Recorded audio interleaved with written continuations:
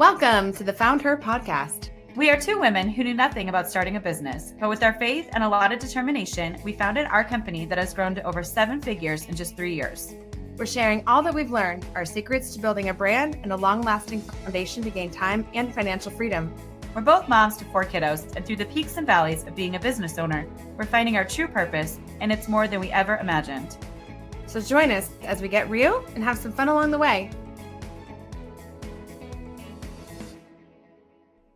Welcome back. And it's time.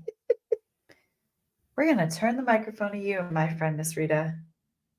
I don't even get any kind of like an introduction. How you doing? I did. How's life been? I didn't get that. Really? We just jumped right into it? Did. Wow.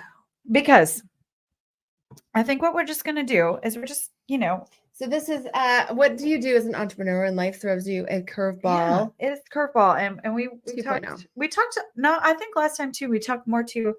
I like the word too, than just life and curveballs.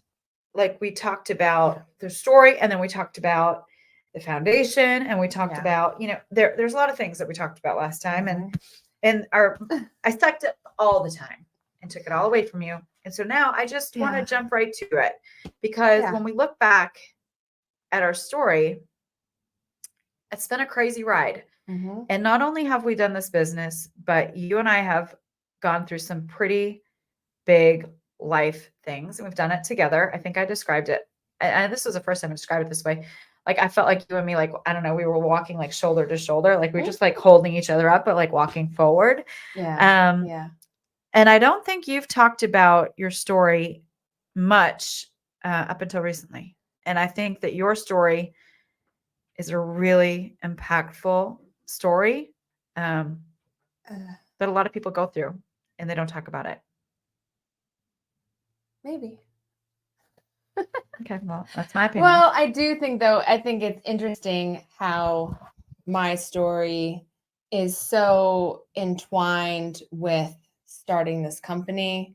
It's entwined with, I think, divinely how we met, how we started business together. I think that was all divine intervention. It wasn't just by chance. The timing of it all, looking back now, I can say that like you cannot, even if I were an atheist, I could not deny like the way that God worked things out for good in the midst of things being very, very bad. Yeah. I think before we dive into it, I want to change our flow here. So we ended we're not getting out of this. No, I was kidding. So we end the episodes with a question from that's been sent in to us, and we answer it. And last time it was just me that gave the answer. It was I see where you're going with this. Right. I mean, I'm not going to butcher it. So what would you tell your 18-year-old self or yourself 8 years ago? What is your advice? And your answer is amazing. So let's kick off with that. Well, you were very confused. So, right. So this question came in last week and we both answered it. And she looked at me like I was crazy because I said, I would tell myself the same thing. And she's like, no, 18 and 8 years ago. I'm like, yeah, I would tell myself the exact same thing because even when you're 18, I think everybody has this mindset of, okay, I'm going to go to college. I'm going to get this job. I'm going to get married when I'm 25. I'm going to have this many kids. I'm going to work this job. And you have, I mean, yes, we all know life's not perfect, but you have your life planned out in a way in which you think, I think I want to live here, whatever. And honestly, you can plan your life to a certain degree in that way. And it might go that way for, a while. Hopefully it does. Hopefully life is awesome and it goes exactly the way that you plan. But I would tell myself that life may not end up how you think, but that's okay. I can say that now on the other side of it, but that's okay. But in the midst of it, you talk about grieving your mom in the last episode, and mine is also grief, but it's grieving the life that you thought you were going to have and how that looks when you're particularly middle-aged, and what that looks like being like, I'm like nearing 50 and Oh my gosh. I know that sounds like terrible, but really, right? Like I'm at my halfway life point and you think halfway my half life. I reached half life, everyone. It's all downhill from here. But that's a really hard point, I think, to suddenly reimagine your life. In your 20s, if you don't get the job you want or whatever, you have time. If you're whatever.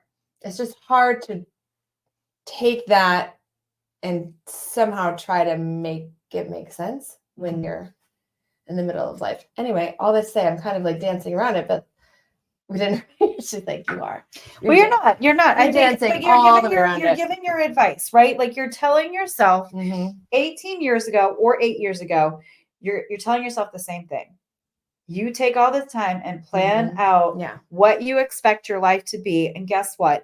You're not in control and it might not go that way, but it's okay. Right? Now I can say it's okay. Now you can. Your 50-year-old self now is telling yourself back then, right? Yeah. Your 50-year-old self. Your half-life. No, I'm not 50. Let's be very clear. I have quite a few years. That's to say I'm going to live till 100. Reminds me of pharmacology. Medicine has reached its half-life. I know. All right. So what is it when you look back, since we started this business, you talked about timing and us meeting. What were you going through? So I'm trying to think how it all, and I don't have a good memory, but I think part of that's everything. Sometimes your memory is like a defense mechanism. You only sort of remember what you need to, and you kind of just blur out all the parts that were hard and you don't really want to remember anyway. So it does get a little bit blurry, but I can always gauge it by the age of my son. That's how I kind of remember how many years ago it was. So when he was maybe 6 months old, I was away on, an anniversary trip because I always felt like that was really important. I always made that a priority. I don't know. I was not getting that time away. Anyway, my husband had a conversation with me that just was like, hey, I'm not really into this anymore. This isn't working. I don't know. It was total devastation for me from that moment on.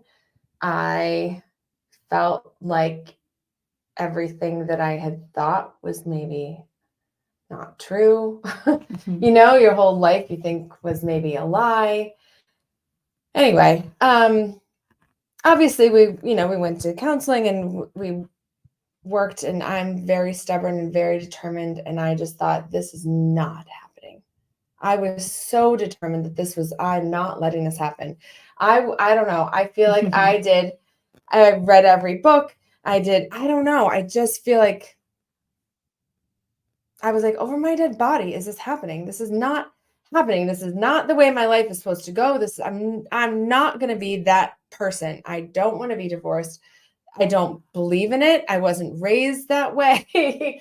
I don't know, man. I was just like, that's not me. That's not my life. I'm not letting this happen.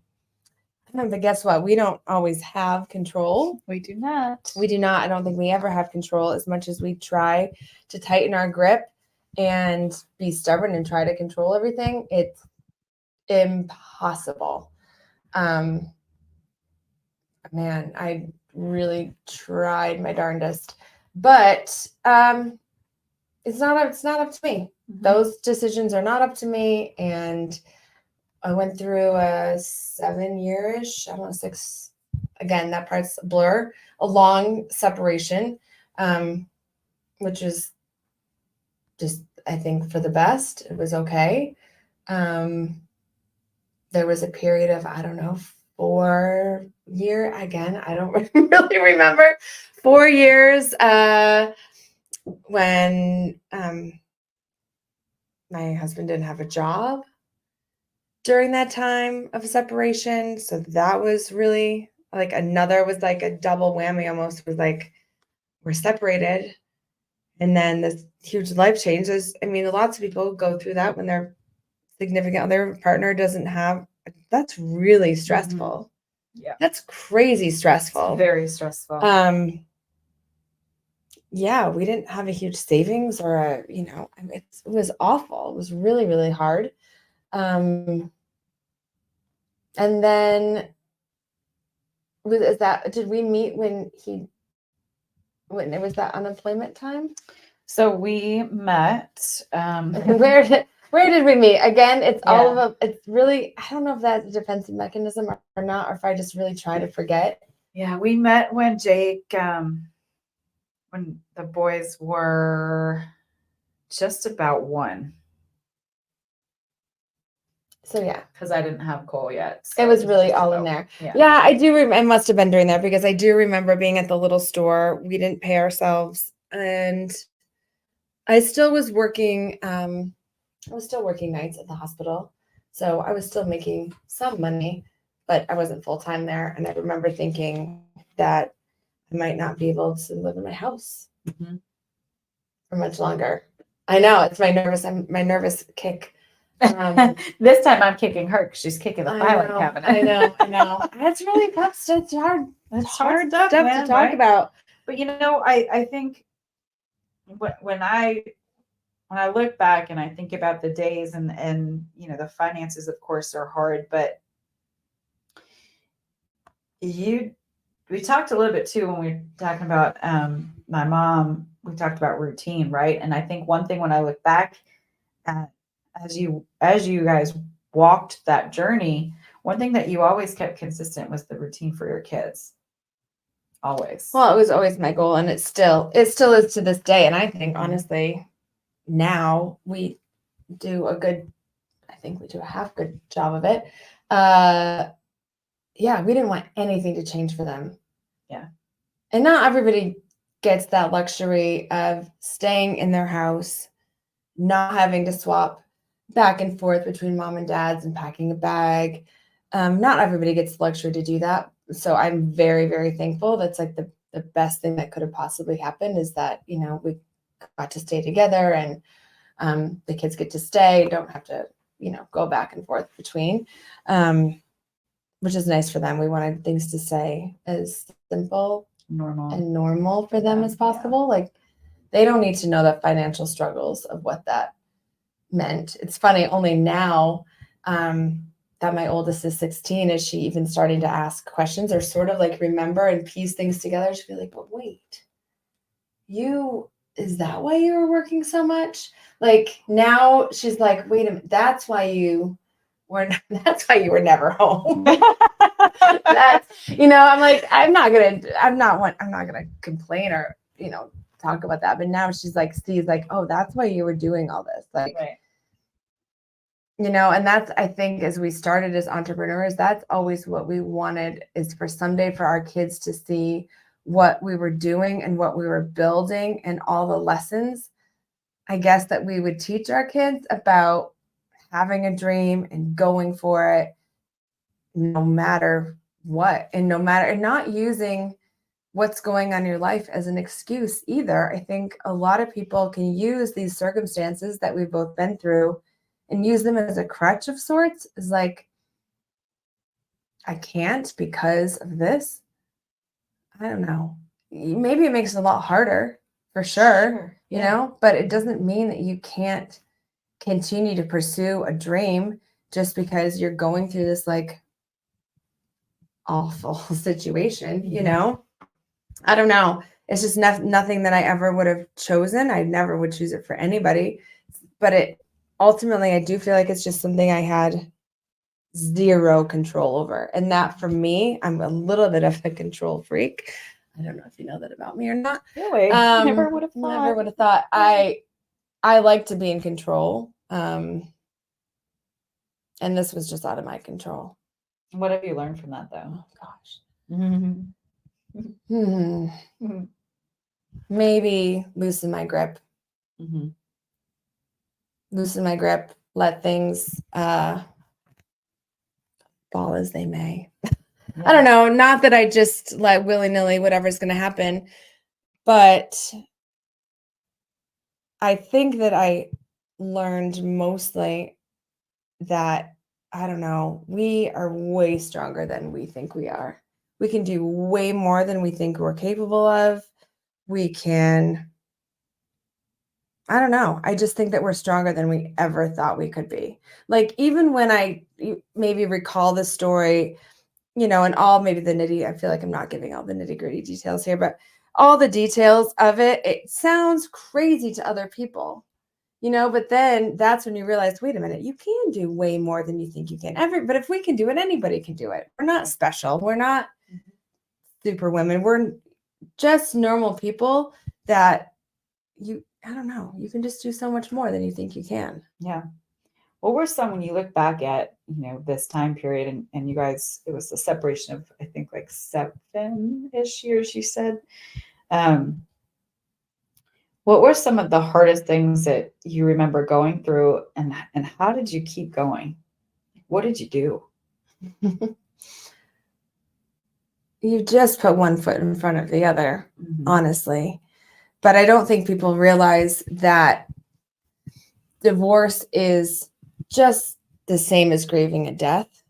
I don't think people give it that, I don't know, unless they give it credit.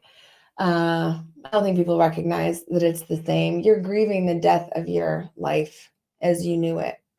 Like, your whole life that you thought you had planned out, the life for your kids, what you wanted for your kids. I feel like a lot of it boils down to the future you wanted for your children to have and how you wanted them to grow up and be raised is gone.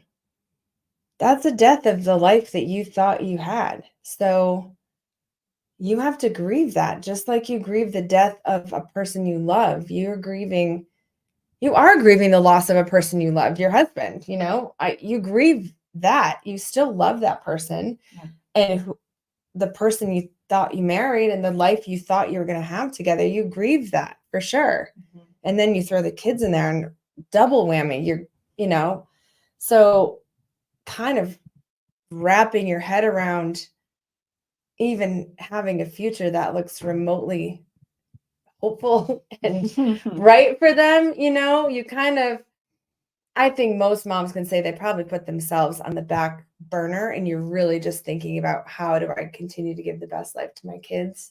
Yeah. It's not really about me and my happiness anymore. It's just really about, how do you make their life feel the most normal, I guess.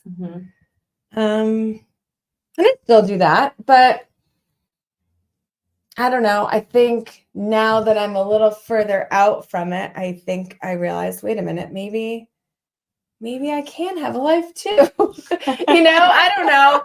Not that, my kids are all still in school, and, it is, life revolves around them and their sports and their activities. And I don't need to move on. It's not about me, but I want them to see that I can still be happy, and that doesn't have to be with another person or whatever. It doesn't have to be like that. I just mean fulfilled and content. I think that's the ultimate goal, is to find contentment after grief. And how do you do that? I don't know. It's a $1 billion question, huh? For sure. How do you find contentment? Yeah, you just have to be at peace with what has happened. You have to be at peace with that. And it took me a really long time to see that somehow that could ever be worked out for good, And I'm sure you felt that with the loss of your mom. Like, what good could possibly come out of this? I mean, I think anybody that goes through a tragedy thinks, what on earth? How on earth is this ever going to be used for good? But I don't know. I do believe what God says in the Bible, that he works all things together for good. And that all means all. And it's crazy. I mean, I know that sounds like crazy and ridiculous to think that something so like horrible in life could ever be worked out for good. And I don't know how the story ends. I don't know. All I know is that I believe that, and I have faith that that's happening. And I think that this business is a part of that. I think my relationship with you is a part of that. I think the team of women here is a part of that. And it's all part of, I think it helped me through my healing process for sure. But it also helped me realize that like this is part of the story. And I think that's why I finally came to like the okay with sharing a little bit. I've been pretty closed up, and I'm very closed up. I don't think even I don't think a lot of people know. And that's okay. You don't need to. I've always said I'm happy to share it with whoever wants to hear it. Mm-hmm. Otherwise, like I don't need to just share it. But I feel like now I can say like I can see God is working this story for good. And I don't know how the story ends. I'm here for the ride. I'm gonna keep trust the process. But I don't know. It happened for a reason, right? Like God gave us these stories for a reason. I don't know what's to come of them, but I think if you don't use it, then I just don't want it to be for waste, for nothing. I don't want it to be for nothing, you know? Yeah. And even if your story just resonates with one person, just one, that's awesome. Yeah. It's amazing. It's still grief. You're still alone. Mm-hmm. You feel like nobody gets it. Nobody understands. I didn't know anybody else that had been through it. I didn't have anybody to talk to about it. I mean, obviously I talked about it, but same as losing your mom, you feel like connection with other people who have gone through that, you know? Yeah. You feel more connected to somebody who's walked in your shoes or is currently walking in your shoes, right? Because when they look at you and they say, I get it, it's genuine, right? Yeah. And I think we talk about that back and forth. Is like, I can't ever say to you, I understand, because I don't, right? And same thing, you would one day you can look at me and say that. But those are things that I think when you have those partnerships and those relationships with people who have been in very similar shoes, and again, everybody handles situations differently. We talked about that last time, but it's almost like you can let your wall down faster and easier because you feel safer, right? And I think the more that we share our story, and we share how we got through it, I think, we both talk to God every single day, because he does work things for good, and he already has the plans for us. And we just got to trust in him with all of our heart and keep going, one foot in front of the other. Yeah. I don't think that either of us would have dealt with our grief in the same way had we not had that relationship. And I can't say that I wasn't angry about it. I mean, I can't say that. Same. I think you go through the same processes of grief. And part of that's anger, your anger that God let this happen. Right. You yell. I yelled a lot. Right. You probably swore a lot too. I'm working really hard at that. Oh my Lord.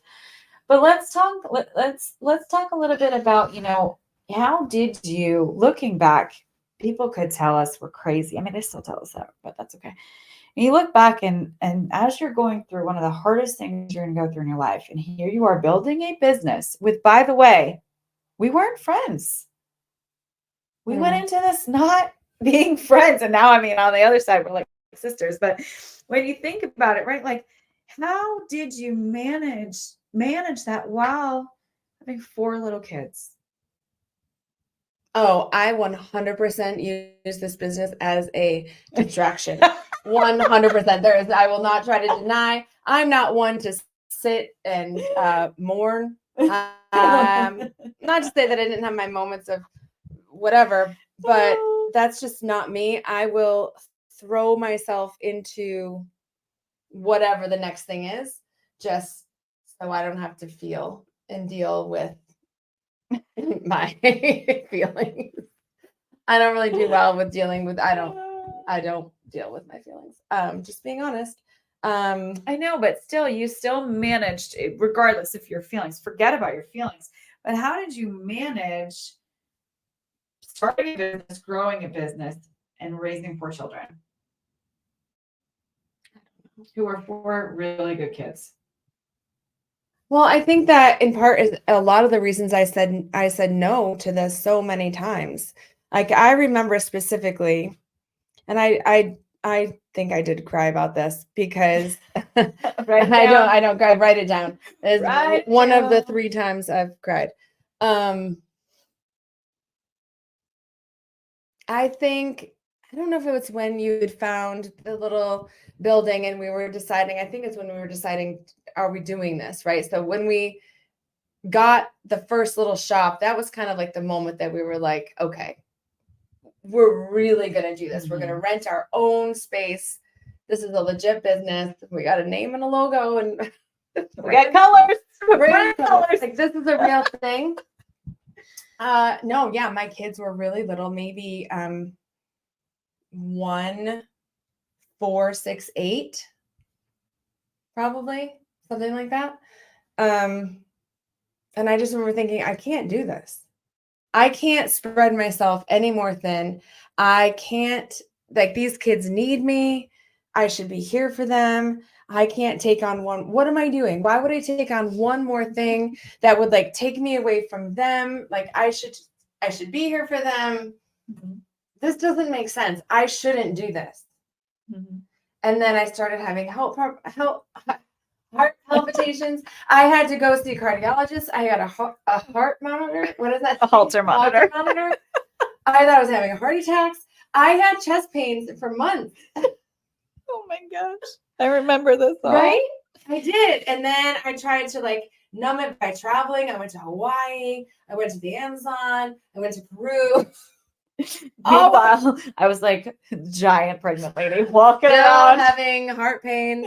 And I think that was like my inner turmoil, right? Like, I was trying to like make this decision. And I have to say, as soon as I said yes, imagine, like, I was fine. I had no more chest pains. I had no more like heart issues. Yeah. And then it was just kind of full speed ahead from there. And somehow, I don't know how. Don't answer me how you balance between all that, but that's how I really knew that it was the right decision, because I truly had like an unwavering peace about it. And that peace can, I believe, only come from God, because you can try to look for it everywhere else and throw yourself into things to try to numb and distract. But the true peace and contentment, going back to answer your question, where does the true contentment come from? Yeah, it only comes from God, because we looked everywhere else, you don't find it anywhere else. Right. And I think that's truly the only way too that you can wholly move on in any way as a whole, complete person. Yeah. So if you were to sit down and, maybe someone may come up to you and say, hey, I'm going through this. Actually, this has happened very recently.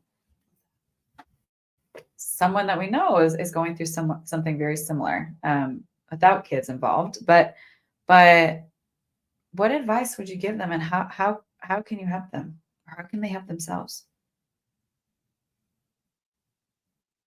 I think it's a super individual question to ask. I mean, for me to say, Do you give generic? I understand. Every situation is different. So right? individual. Well, what you got to do is you got to do this 10-step. No. Buy my book.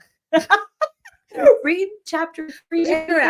Well, you can hire me to consult you No, but what would be like? You have to think overarching, right? Like, very similar. What would I tell somebody who is, their mom's just been diagnosed with dementia or Alzheimer's? What would I tell them? It is also situational, but at the same point, there is some foundational pieces that you worked through and you held on to. So what is it? I remember, I don't know why I did this, because this is so unlike me, but I got this little wooden plaque that says, that saying about I passed on my disease to you. learning to dance in the rain. Yeah. Storm. Come on. You're not the right one to ask. I know. I'm like, it sounds great to me. But I don't know, when there's a storm, you learn to dance in the midst of the storm, learn to dance in the rain. Something I'm gonna like get it that. for you. And now, oh my gosh, I'm like, that is like the cheesiest, stupidest thing. to ever learn to dance in the rain, I'd be like, F you, stupid rain. You almost said I swear before me. Um, Oh, here we go. I bet you it's this one. Yeah. Handy dandy Google for the win. Yeah. Life isn't about waiting for the storm to pass. Yeah. It's about learning to dance in the rain. Yeah. Okay. I still like it. I'm gonna get that for you. Okay. No, I already have it. I have the plaque. It's still corny. But I don't know. I guess I do completely I do still stand by that, because if you just wait, we talked about this before, about waiting for all your ducks to be in a row, waiting for the storm to pass, waiting for this, waiting for that. Life will pass you by. And I told you in the last episode, time is your most time is your most valuable thing. So at some point, and everybody's different, but you have to, I think, accept what has happened. I think acceptance, I don't know. I don't even know what the stages are. Is acceptance the end? It's like acceptance the last step.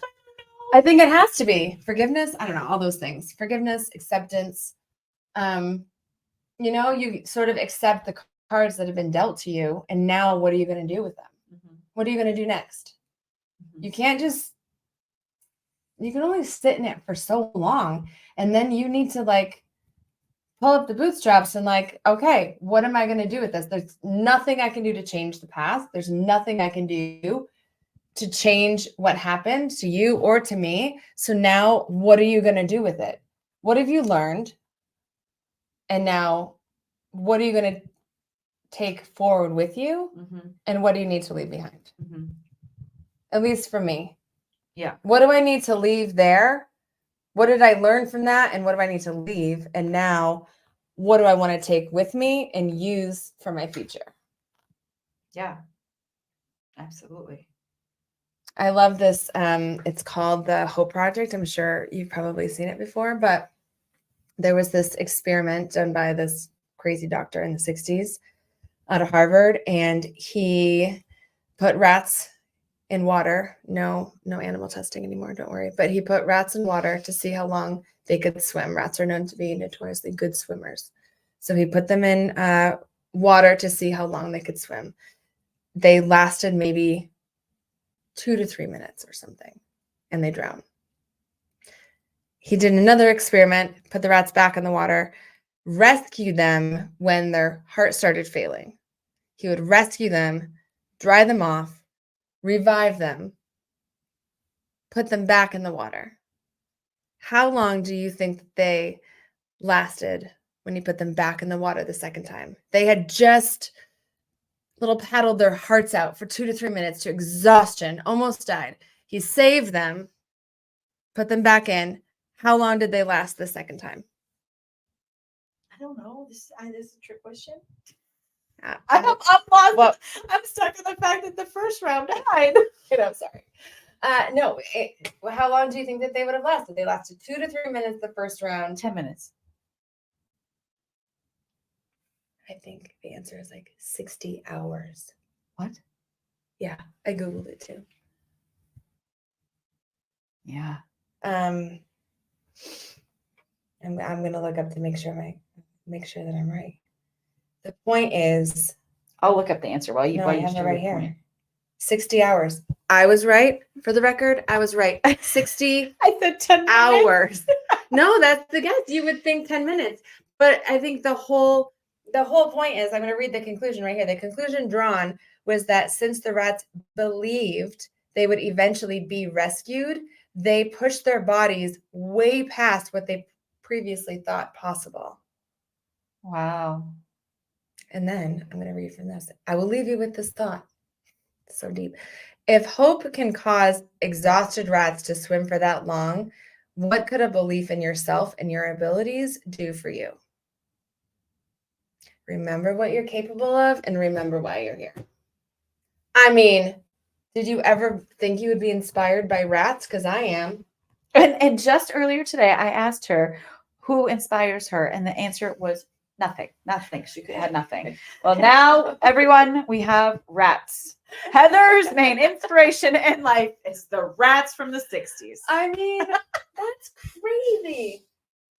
That's absolutely crazy. Because when you believe that you will be rescued or helped, you keep going. You keep going. Yeah. I firmly believe that God has a pretty freaking awesome plan for my life. I don't know what it is. Right. But I don't believe that he let me go through all of that for nothing. I don't believe that's true. I don't believe that for anybody who goes through awful, awful things. He didn't let you go through that and suffer that for nothing. So it kind of makes me like angry. So freaking use it. Use it. Yes. Use your story. I mean, share your story. Everybody has a story, and I think it's so important to share it because you can't do life alone. You can't. You're not meant to do life alone. You are meant to be with people, and you are meant to help people, and you are meant to be there for people and learn from people. And it is okay if not everyone does things the way you do. You do it together. And that's a harder lesson, I think, for me to learn, even maybe more so than others, because I would absolutely think I got this. I don't need anybody. I don't want anybody, honestly, especially if I'm going through something really hard. I don't want to talk about it. I don't. Do you remember what I said? I don't want your advice. I don't what? I was like, well, you're born alone, you die alone. So you're alone. Right?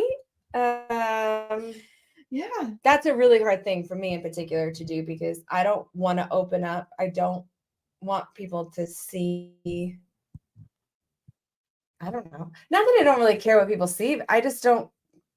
I don't know. Does that make sense? Do you know what I'm trying to say? Do you feel that when you show somebody your emotions or how you handle something, do you see it as a sign of weakness? I don't know. Not necessarily. Some people do. Some people do like that. If I do this, being then it's vulnerable. Weak. Yeah. Sometimes I think, what's the point? More so, like, I don't know. That's why I said, I think in the beginning, I don't mind sharing my story if you care enough to hear it. Do you know what I mean? Does that sound really rude? Maybe I said that the wrong way. If you care enough to hear it. If you care. What I feel like, it's a lot of feelings. I think also too, right? Like you might not be an outwardly expressing person, right? Like you might not always share. I'm not one. If I'm having a minute and I'm upset, there ain't no way I'm picking up the phone and call somebody and talk about it. I usually talk to myself, talk to God, and that. My husband, on the other hand, he usually gets the brunt of it. But listen, is he really listening? I don't know. But I think though, the more that you share sometimes, and not just you, just people in general, right? Like you share your stories or things that happen or situations, you just never know who's listening. And maybe, just maybe what you say or what you do means something to somebody else. And I'll share just yesterday, we post every Sunday consistently, a verse of the week, something we're very passionate about. And I got a personal text message from somebody. Thank you so much for sharing the word from your brand, that you share these verses. And then it gave them the opportunity for you to open up and share more, right? And I think I never for 1 second, push that off the to-do list or why are we doing this? It's so dumb. It's who we are. It's what we do. This is something that we're very passionate about. And then if you were to ask me who would be somebody that would reach out from that, I would never have said. And to have that message, it reinforces that thing that I just said. You never know who's listening because you might just be helping somebody with your story. Well, and just to know that you're not alone. You're not alone. Life is not meant to be alone. Yeah, I think that's really hard for some people to get past. let people in, for sure. Gotta let them in. You don't have to let everybody in. Let me be clear. You are the gatekeeper of who you're letting in past your gate. Yeah. But celebrations are meant to be enjoyed with others. Dark times are meant to be. You're meant to be helped by others. Mhm. You know, it takes a village. You just gotta find yours. Yeah. Which you can't do unless you share your story. Right. That's where true connections come from. For being my village. Always your village, my friend. Remember, we're walking like shoulder to shoulder, holding each other up. Here we go, one foot in front of the other. Yeah. But all that to say, too, that's exactly the time you came into my life, is when I really needed somebody. Yeah. And then, you know, I leaned right back on you as I started to walk through things, and all of a sudden I was going to have 4 kids, and I looked to you and I was like, oh, there's 4 of them. What do I do? And you know, so odd, we didn't talk about this. Your mom was also huge in a lot of things, which is cool. So yeah, she's got your back. Yep. She was there for me through all of it. Mm-hmm. And little did she know, I'll tell the story really quick. My mom went to Florida. She used to send me things. She would send me the shoebox. And then it was after my mom had passed, and Heather's mom randomly sent me a box of baby clothes. No, it was like was it a take care of me box? It was either a take care of me box or a baby clothes. I forget which one, because I got 2. It was in a shoebox. It was just so weird. She didn't even know. No, she never knew. I didn't tell her that story actually until just this past summer. I just told her. So, right? But yeah, we're there for each other, and now we're sharing our story, and you know, we're gonna do life with people and share all the things and help each other, and don't ever let your circumstance or your situation or something you're going through hold you back from what you really want to do. You are capable than more than you could have ever thought. Mm-hmm. Yes. And I am proof of that. I've done way more than I ever thought I could. Or have ever healed. I never imagined that I could be. I never felt like I would be healed in this way. I don't know if healed is the right word, but I never felt like you'd get here. I would ever feel whole again, I think. I agree with you. I also remember that day that I was laying on the floor, and I never thought that I would stand back up. Here I am. Here you are. And on that, we will see you next time.